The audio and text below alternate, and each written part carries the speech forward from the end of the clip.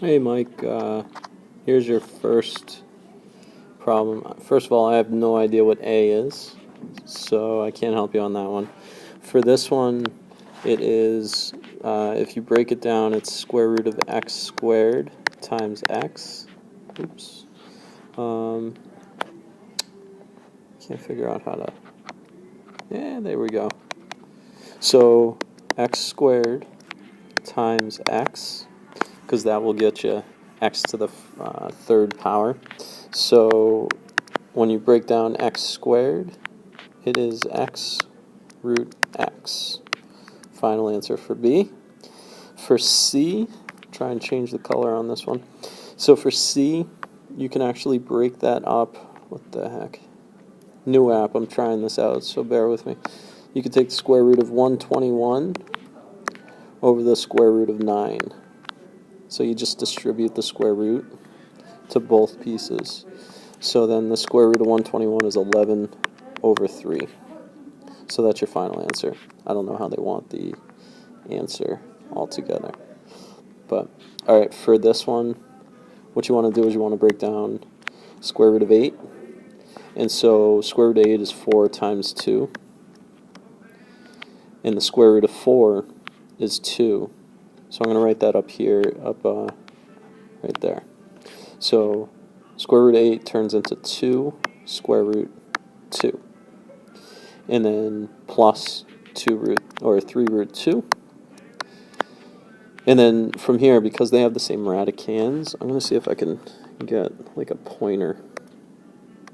I don't know if this works. No, that doesn't work.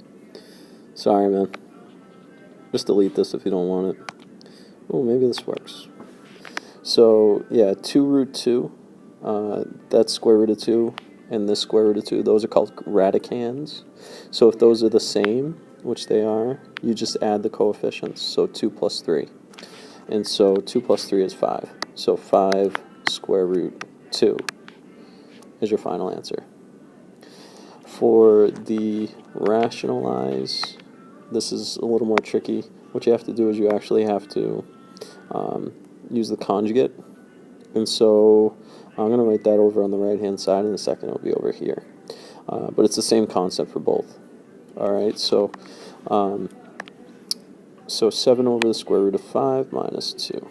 So 7 over square root of 5, that's a little big, square root of 5 minus 2. And so its conjugate, I'll write it in red, is you just change the sign so that minus will now become a plus in this. So here's what it will look like. So it'll be the square root of 5. Come on. Oh my gosh. So minus 2, and then we're going to use the conjugate, so square root of 5 plus 2 over the square root of 5 plus 2. And then you just multiply it out. So 7 times, so we're going to do 7 times square root of 5 and 7 times 2. So this is, this will be 7 root 5 plus 7 times 2 is 14. And then the whole point of the conjugate is on the bottom, what will happen is square root of 5 minus 2 times the square root of 5 plus 2.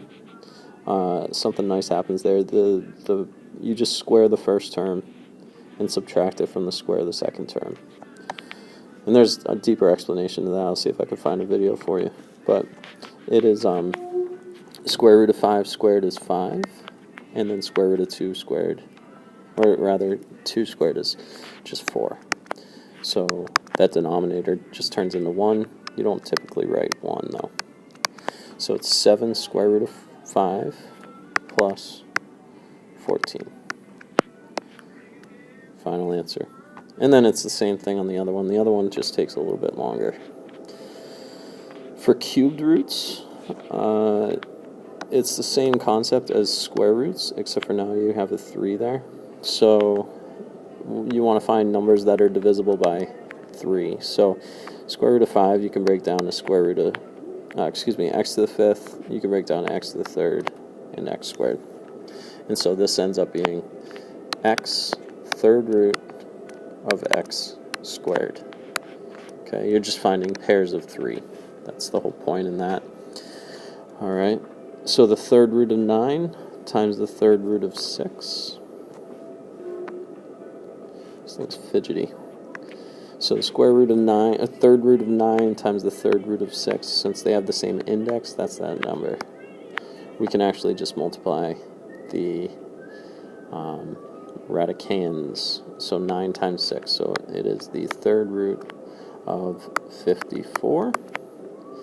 And you would look to see if you could find a perfect cube in there, and 27 is actually a perfect cube. So we're going to do the third root of 27 times 2. We'll get you 54. Cube root of 27 is 3, so it's 3 third root of 2. Alrighty. And then simplify the expressions. These are a little more tricky. 7 times 2 is 14. But then you got to add the exponents. So 1/3, so it's going to be x to the 1/3 plus 1/4. Which in that case, you got to find a common denominator. So 14x to the common denominator is probably going to be 12. So 4/12, come on, plus 3/12, which gets you 14x 7/12. That's supposed to be an exponent of 7/12. This thing's fidgety as heck. So 3 times 4 is 12. X to the 2/3 plus 3/4. Do 12 again. 2/3 turned into 12ths would be 8/12 plus 9/12, which is 12x to the 17/12. And you have a situation where you gotta actually reduce that. Well, I don't know if your text would do it, but there may be an answer like this: 12 x and then the 12th root of x to the 5th. I don't know. Good luck.